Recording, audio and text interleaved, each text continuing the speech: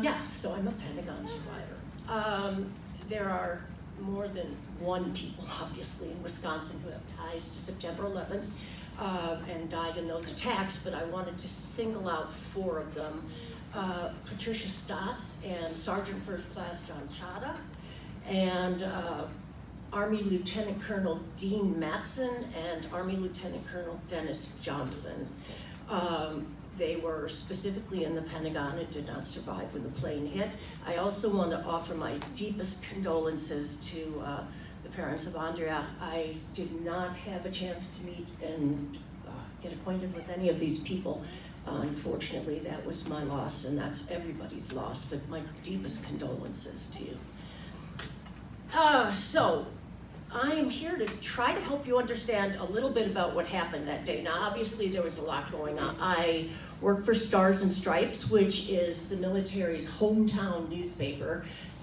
It's been around since the Civil War, and even previously to working there, I was part of the Pentagon Press Corps and a combat reporter. So on September 11th, I had a lot of experience under my belt with war.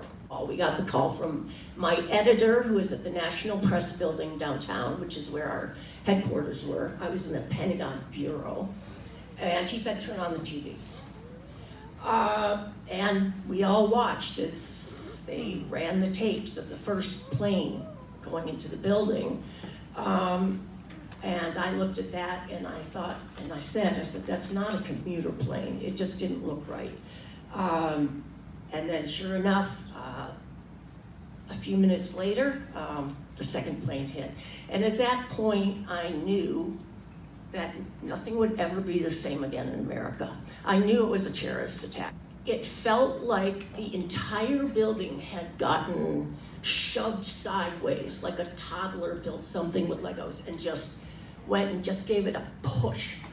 I crashed into the window. The windows didn't break. And as I was recovering, and so were other people who were walking in the same space I was walking in. And as I was getting back to my feet, I was looking outside, and I saw 2 enormous fireballs opposite me, if that makes sense to you. You've got your clear courtyard, okay. 2 huge fireballs. Because I was looking at the inside of the ring, obviously, I didn't see the aircraft hit because it was on the other side. But my first thought was it was a truck bomb. Okay, that was something of that magnitude.